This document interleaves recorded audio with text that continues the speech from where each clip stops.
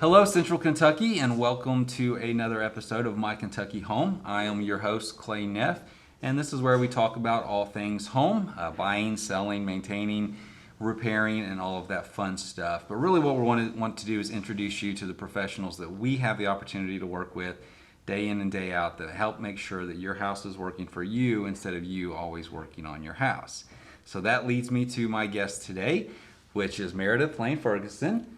Meredith, how are you? I'm good. How are you? Good. Thanks for being here. Thanks. It's glad to have you. Thanks for having me. This is very flattering, and I'm glad to be here, so thank you.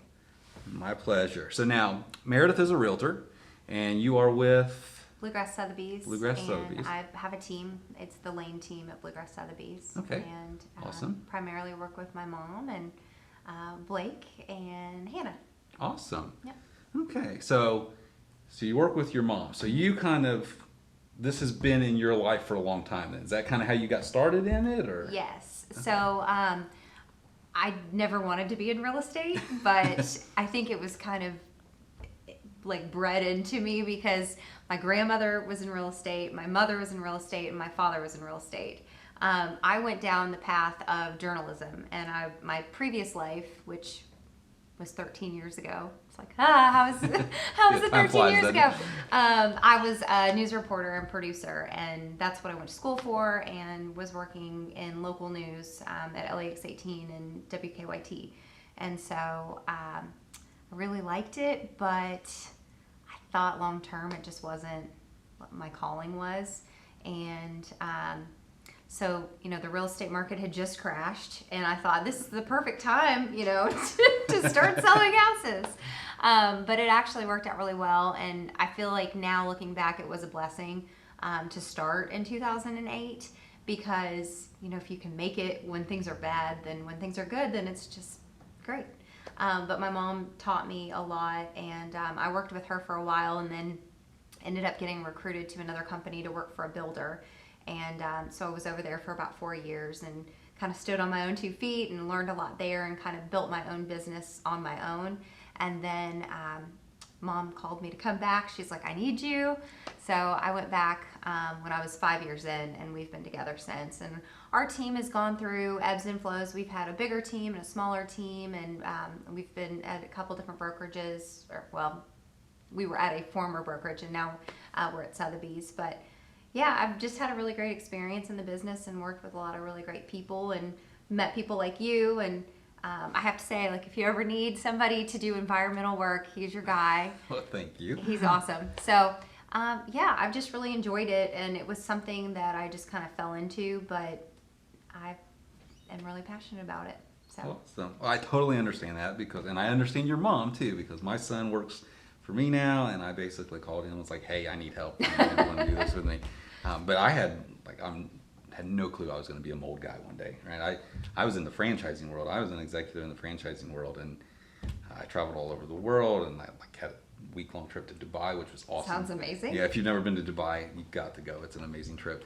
And that's how I learned about the mold industry, and then, so I kind of took the business background and started a mold company with it. But yeah, I did not wake up one day and be like, I want to be the mold guy. So totally. It's funny, you make plans and then other things happen. Absolutely. Absolutely. And sometimes they're not of your making. They just kind of fall into it. Exactly. Well, now I know we're connected on LinkedIn, and I saw on LinkedIn that you're a member of the Screen Actors Guild. So are you involved in some other stuff as well? That's really funny. Yes, I have been a SAG member since, I want to say 1988 or 1989. I was a child actor and model in New York when I was little. And I did that until I was 13. And I think maybe that kind of led me to the journalism path, but my dad also was a print journalist.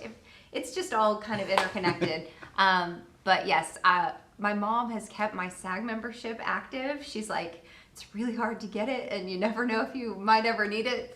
I don't plan on doing any acting in the future, but maybe. It's okay. I thought maybe you were doing it. I was like, I got to ask her about it. I got to see. So that's my secret. Yes. So what else are you involved in other than real estate then? Really, what I've focused on now is real estate, and then I have some Airbnb businesses. My mom and I have a cabin rental business in Moorhead, Kentucky at Cave Run Lake, and we have 5 cabins. Awesome. And we got into that in December of 19.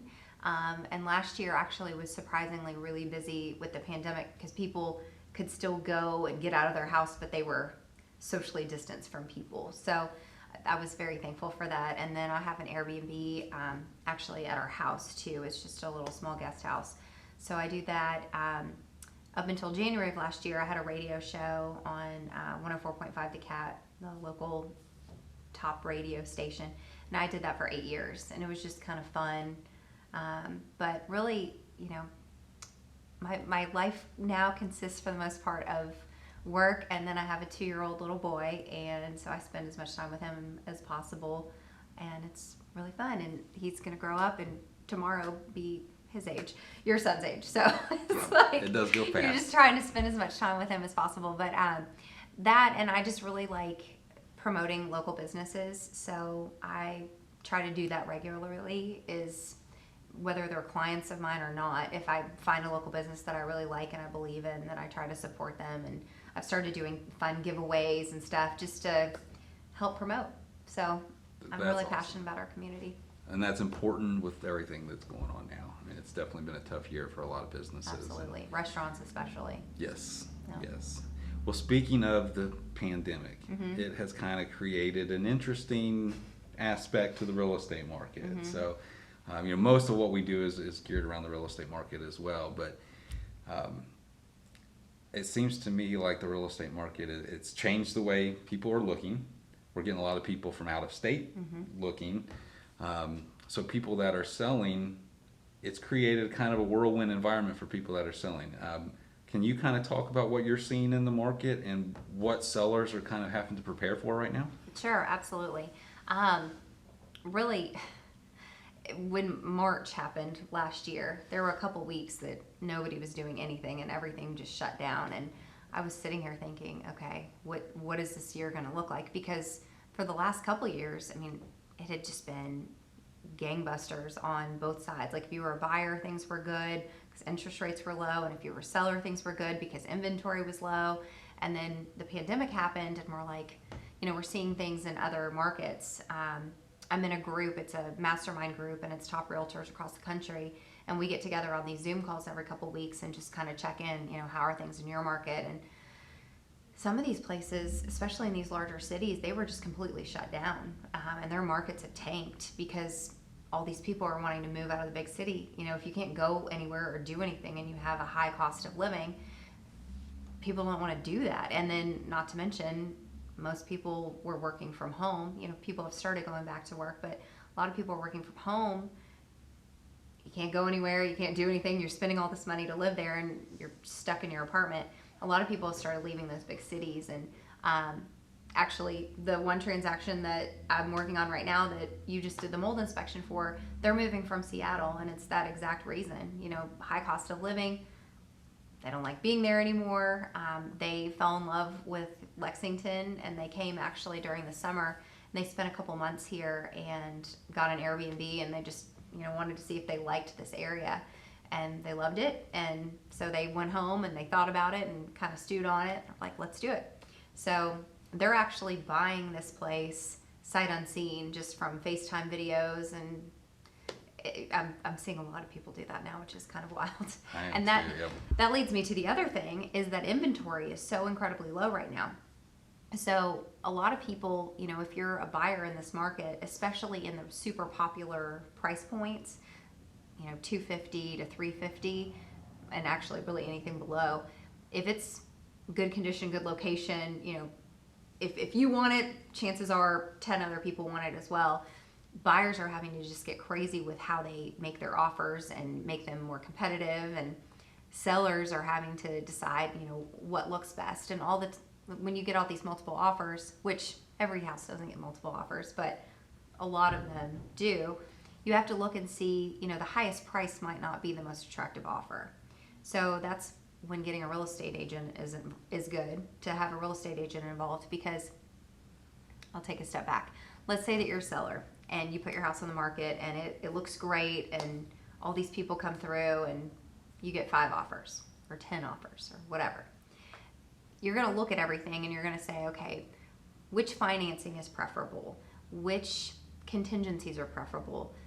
How much money are they going to pay me? Okay, they'll pay me more than my asking price, but is it going to appraise? And if it doesn't appraise, then will my bank lend me that money to purchase it? Or am I going to have to come out of pocket? Or is it a cash buyer? Are they not going to have an appraisal? What do the inspections look like? What do the repairs look like? So there's so many things that go into it that, you know, people, especially today, they watch HGTV and they read some stuff online. They're like, oh, I could totally sell my house on my own. Sure, you could, but are you going to get the best terms? Are you going to get the best deal? At the end of the day, if you don't have that knowledge and background, if some kind of snag comes up during the transaction, are you going to be able to work through it? And are you going to be able to work through it to your best advantage? So it's just a really crazy market. It's a great market for sellers because you're getting this much interest. It's also a great market for buyers if you can get a property because you're able to afford or finance a more expensive house or maybe get a more affordable house for less money because of how low the interest rates are. So I pulled this data just because it changes every month, but this is from the Board of Realtors and this is for January of 2021. This is for all of Elbar, but new listings were down 20%, and this is compared to January of 2020. And the pandemic hadn't started yet. Months of inventory down 59%, sales up 13%, average number of days on the market down 47%. It's just crazy. So 32 days on the market is average now, and that's across the board. A lot of these houses you're seeing, they're 0 days, they're 1 day, 7 days. Now 7 days on the market, people are like, what's wrong with it? Nothing's wrong with it. 32 days is the average number. And that's taking account the big jumbo loan type houses too, right? That take a while to move. So yeah, okay. Yes, and I'm glad you mentioned that because when you get into these lower price points, like the average price point for 2020 was 200, and average is 241. The median was 200. That's for all of Elbar, so that's going to include all of the surrounding counties, not just Fayette County. Fayette County is like 250-ish. The $1 million houses, you know, everybody wants to list $1 million house, but there's typically only maybe $1 or $2 million buyers per county per month. Right. So you list a bunch of $1 million properties, they might take longer to sell because you have more competition because there's a much smaller buyer pool. So when you're listing the lower priced houses, that's where you're going to have the big buyer pool. Those are going to move the quickest. You're going to have to sell a lot more of those to equal the $1 million house, but that's kind of the difference in the two price points. Well, I'm glad you brought up people trying to kind of sell on their own too, because you see it, and especially when it's a buyer's market, everybody's like, oh, well, I'll just throw up a sign in my yard, or I'll put something on Zillow, but they may not. If they go by just what Zillow says might be their best average, that can be wrong. So one, they may not get the best value for the house if they don't go with a realtor. Two, there's a ton of paperwork involved. People that's never sold a house before, there's a ton of paperwork involved. But to me, the most important reason to use a realtor is that when you're selling and buying a house, as much as you try, there's an emotional involvement. Yes. And the realtor can come in and be like, listen, let's make a logical financial decision here and let's take the emotion out of it, because I raised my kids in this house. I think it's worth more, or whatever the situation may be. And I don't think people pay enough attention to that side of it, and why that's actually for you to come in and be like, hey, let's take a step back and evaluate this whole situation. Well, actually, I'm glad you said that. And there's two things. One is about getting your house ready and things that you may need to do or you may not need to do, and I'll come back to that. But answering this question is, yes, of course you're emotionally tied to your house. Like even when I bought my own house, I had my mother represent me because I wanted this house so badly, and I was willing to pay just a little bit more and a little bit more and a little bit more. And she's like, calm down. Like, you already said what your top number is. You have like your price and your passion price. Like, I will not go over this price, but if it gets down to it, I'll probably come up here at the passion price. But I had my mom represent me because, I'm in this business. I do a lot of transactions, but I'm still emotional. And my mom just sold the house that I went to college in, and she kept it, and it was a rental. And she started getting emotional about it. She's never even lived in the house. She's had it for 19 years, and we just put it on the market and sold it. And she's like, I don't think I asked enough money. I'm like, Mom, it's fine. Like, you asked a fair price. It's a nice house, but it's time to let it go. And she's like, you're right. It happens to everyone, if you're in the business or not. You do raise your kids there. You got engaged in the kitchen. You brought your baby home from the hospital. Those things add value to the property in your mind, but a buyer's not going to see that. Right. And another thing too is you'll have some people that are ready to jump on the first offer that they get, which sometimes is not the best offer. Typically, historically, your first offer is your best offer, but there are exceptions to the rule where somebody comes in, and this market's different, of course, but let's say we're down into like a slower market time. Let's just say a normal market time.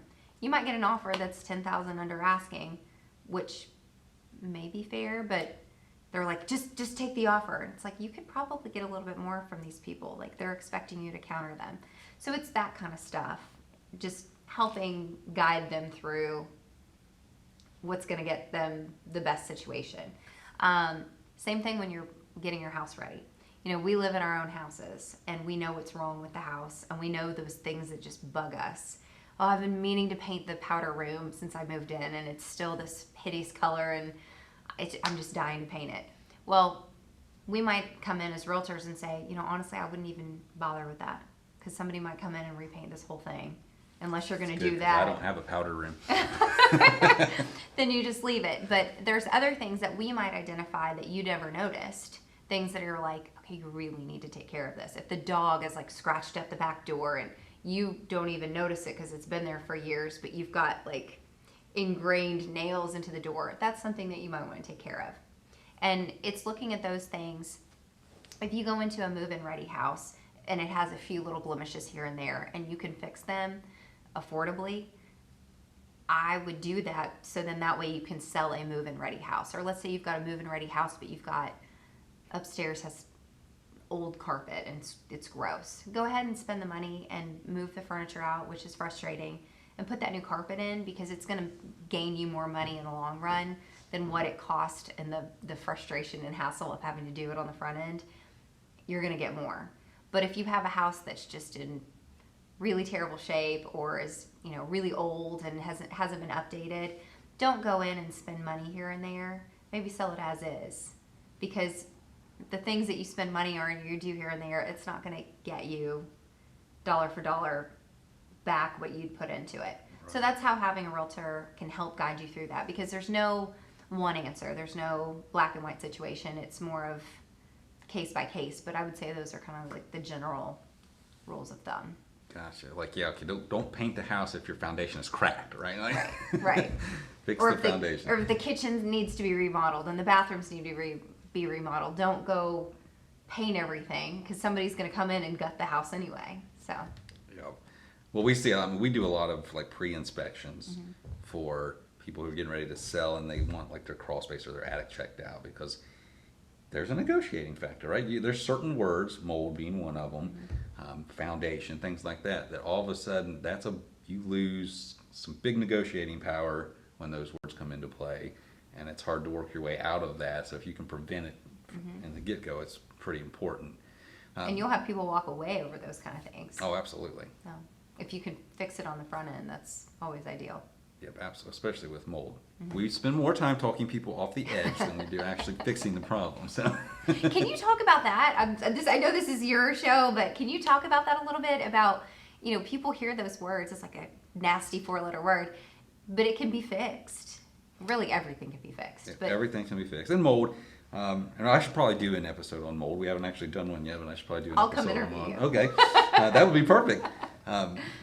But we're surrounded by mold all the time. So I can find mold in every house. I can find mold in every crawl space. I can find mold in every attic. It's just, are we at a normal fungal environment, or is there something that we do need to take care of? The problem is there's no federal guidelines that say what's high, what's low. So we kind of and everybody's sensitivity level to mold is different. So, and I think a lot of times it's the way it's presented, right? Usually there'll be an inspection. And I talked to Carrie from Rosie's Home Inspection about this.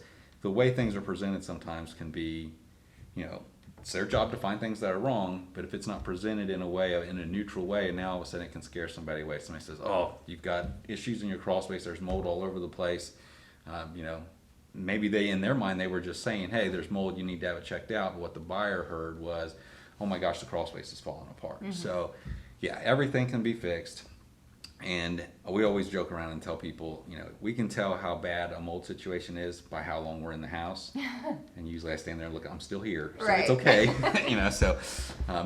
We live in Kentucky. We're surrounded by mold. Mm-hmm. It's not a big deal. We can take care of it. And when we're done, they're going to have the cleanest air in the neighborhood anyway. So I had an allergy test done once, and they said, well, you're allergic to all grasses and all leaf spores and all. I'm like, great. I'm allergic to Kentucky. This is perfect. Pretty much. Yeah.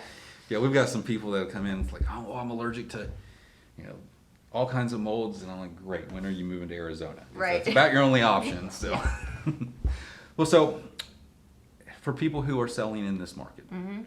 So I was in that normal market the last time I bought and sold. Mm-hmm. So we put our house on the market. While people are looking at our house, we're looking at other houses. And it kind of worked out to where we closed like within a week of each other. Mm-hmm. Things are moving pretty quick here, though. You got to have some ducks in a row before you're kind of ready to put that sign out in the front yard, so to speak, right? Sure. Yeah, and that's what's really challenging right now is you want to sell your house and you want, let's say you want to upgrade your house. You want some more space. You need the equity in your current house to buy the next house. So your offer on the new house would be contingent on the successful sale and closing of your current house. The problem is if you're competing against 10 other people, chances are anything with a contingency like that is going to get kicked out. So that's what's really challenging. So the conversations that I'm having with people now, and everybody's a little uneasy about it because, of course, nobody wants to get stuck with 2 mortgages or 2 homes. In this market, the likelihood of that is very, very low because the likelihood that your other house is going to sell is very high. But typically the conversation I would have with a seller is, okay, can you qualify for 2? I know you don't want to, but can you, for a short time, call your lender and see, can I swing it? Might be tight for a couple months, but the other thing is if you close on a house, let's say you close on a house March 1, you're not going to have a mortgage payment until May. So that kind of buys you a month in between if you did end up having the 2 payments. If you can't do that, what I would recommend is go ahead and put your house on the market and sell it, and then move into a short-term situation, or like an Airbnb or a furnished rental or a 6-month rental, or try to negotiate with the buyer on your current house, maybe a post-occupancy agreement for a month or 2 months. It doesn't work for everybody, but those would be the options. Because if you're going to try to sell in this market and buy something new in this market and you have to have that money from the current house, you've got to be competitive. And you've got to be, basically you have to make a sacrifice one way or another to do that. Now, the third option is you could always end up getting an equity line on your current house and using that as a down payment on the next house. But there's a lot of logistics involved in that. Like, you wouldn't want to have your house on the market currently. You would want to already have the equity line in place. So if somebody's thinking like, a year from now, I'm probably going to do that, maybe go ahead and get the equity line now. And then that way, the lending institution that's giving you the equity line isn't going to be like, you just opened this last month, what are you doing? Right. Because they don't like that. But those would be the three options. To go in this market, putting contingency offers in, especially if you're in a $250 to $350 price point, you're wasting your time, and it's just unfortunate.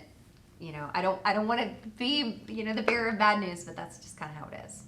Okay. So, or I just thought of a fourth option. If you have a family member that could lend you a gift down payment that you could pay back after you closed, that might be another option. Okay. But having the contingency to sell your current house when you're buying another one is tough in this market. Okay, I can see that. Mm-hmm. We we were looking at some land not too long ago, and it was kind of one of those situations, and I was like, we'll just stay where we're at. I don't want to mess with it. I'm happy where I'm at. So, Yeah. So one of the things I like to ask everybody that comes on, and then we'll basically circle around on places like what's your top 3 things people need to be doing right now before they list their house. That's good because I have those things. Awesome. So I'm in a lot of houses, Mm-hmm. and we come across a lot of situations. Everyone has that one story. Like, what's the weirdest, strangest thing that has happened to you as a realtor that like would be the one story you would tell at a party? Oh my gosh. I don't know if I just have one. That's the way I come up with a new one every episode. I've got a bunch. You should have me think about this on the front end. The weirdest thing. The weirdest? I mean, I've come in houses before where people were in the shower, but that's not like super weird. I felt weird at the time. Hopefully they did too. I went into one house once, speaking of mold.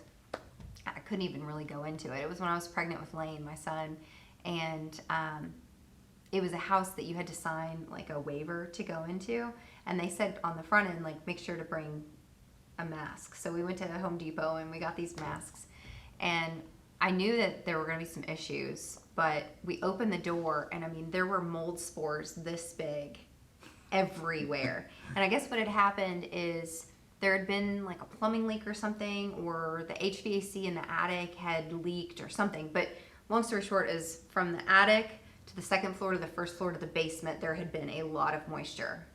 And then the house was vacant, and they turned the power off, and it was the summertime. So just humidity, and I mean, you could smell it outside. And so I even had my mask on. I was like, I can't go in there. I'm pregnant. There's all this mold. But Blake went in and took pictures, and I mean, just everywhere, black, giant mold spores. It looked like a horror movie. So that was pretty wild. I mean, I've had so many. I'd have to get back to you on it. There's been some bad stuff that's happened. I don't know. I don't even know if I can talk about it on the podcast. Yeah, I've got some of those stories too. Yeah, I'll have to think about that one. We did a house one time, a crawl space. There's an irony to this story because the house was being bought by a nonprofit that really focuses on helping those in need. Mm-hmm. Inspection found some stuff in the crawl space. We went into the crawl space. The crawl space had sections, like cinder blocked sections set up. There were blankets, there were pillows, there were empty 12-pack, Pepsi cans. There was bags like from Buffalo Wild Wings. There were people that had been living, like little apartments. Yeah, that had been living in this, and we're talking like in a nice neighborhood. What? Yeah, that was kind of the weirdest crawl space situation I've ever been in. But I did just see it made me think of Breaking Bad. I just saw this really nice house. This was not very long ago. This really nice house, and I was looking at it online for a client, and I don't know what made me go to the other documents that you can look at as a realtor, and I clicked on it, and then it was a meth lab report where they had remediated a meth lab. And I mean, this is a nice house, and I was just so blown away by it, and I just couldn't stop reading it. I saved it. I'm like, I don't know when the next time I'll see this. But they had pictures of, where the splatter had been and the people in the suits. And I have all these pictures in the report. It was really interesting. Somebody bought the house, but my clients opted to move on from it. But I understand. But it made me think of Breaking Bad because, they had the meth lab in that nice house, and I guess it was Jesse's house. Yep. I don't know if you ever watched that show, I did. But that's what it made me think of. It's like, oh my gosh. I don't know.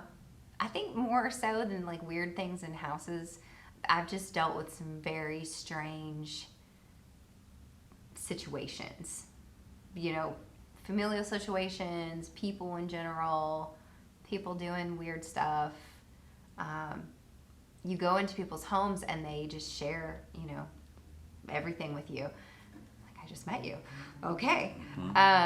And of course I don't ever share those things because I feel like they trusted me to tell me those things. But yeah, I've dealt with a lot of really odd situation. I went to do a foundation inspection at a property, and the tenant answered the door with a gun tucked in his sweatpants. Nice. And he's like, "Come on in." And I'm like, "Oh my gosh." But just was friendly as can be. Just like, like he was having a cup of coffee. And it was really strange. But I encounter weapons every once in a while, from time to time. May carry some myself, being that we're in houses by ourselves quite a bit. But yeah, we've seen some pretty interesting stuff. And you're right. People will tell you their life story. And as a father, like we've done a lot of like college apartments and stuff like that. And these I've had these young girls, "Oh yeah, my roommate's only here on Tuesday and Thursday, and I get home at 6." And I'm like, "Please tell me you don't tell this to every contractor that comes in." I was like, "I'm telling you as a dad, please stop." yeah. So people will do that. It's amazing how much information people will just give you. People trust people. I mean, that's And a they good shouldn't. thing. But I mean, they shouldn't though. Right. No, I'm glad that you said that, because especially, I was in college before, and I remember I was probably the same way, just chatty, Anyway, it's a different world. It's a different world we're living in. It is a different world. Yeah, be home when the street lights come on does not exist anymore. No, that is for sure. But bringing up the weapons thing, so obviously that was a tenant, but talking about things you should do when you're getting your house ready, hide your weapons.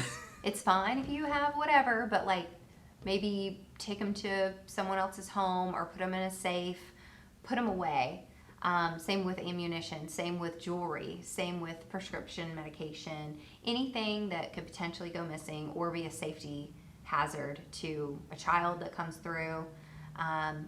Really, people come in and they don't really typically open people's furniture drawers, but they'll open your kitchen drawers and your bathroom drawers and your refrigerators. It's the house that they're planning on buying. So, anything that you wouldn't want to be seen, go ahead and put it away. If it's sensitive financial information, bills, whatever. And that's also what I would recommend just in general, is just decluttering. So, taking off, if you've got anything on top of your cabinets in the kitchen, take that stuff down. Take down as much as possible on your countertops in the bathroom and in the kitchen. Don't have anything on your refrigerator. So magnets and pictures, just have all that clear. Personal photos, if you've got a little gallery wall or something on the wall, that's one thing, but having framed photos sitting out or little trinkets sitting out, I would put all that stuff away. If you're selling, we're in March almost. Hopefully we're done with the cold weather, but if you're going into the spring, for example, and you know that you're not going to need your cold weather stuff for a while, that you're moving, go ahead and box that stuff up. If you don't have a storage unit, which sometimes people need to get a pod or a little storage unit, go ahead and box it up and just store it neatly in your garage, even if you can't park in the garage for a little bit, or store it neatly in the basement. Because for one, it's getting you a head start on the move, but also it's going to make your closets look bigger. It's going to feel less cluttered. Everybody thinks moving is stressful and a pain, and then when you actually do it, you realize it's even worse than what you thought. There's always more stuff than you thought. So it's not bad to go ahead and get a head start on it. Books on a bookshelf, I would go ahead and put that stuff away. It's the stuff that's cluttery that is going to distract a buyer, whether they're looking at pictures online or they're looking at it in person. The other thing is hiring the right person to sell for you. There are thousands of realtors in the board of realtors, and not everyone is exactly the same. So I would do due diligence before you hire somebody and make sure that they have experience and that they're working on your behalf.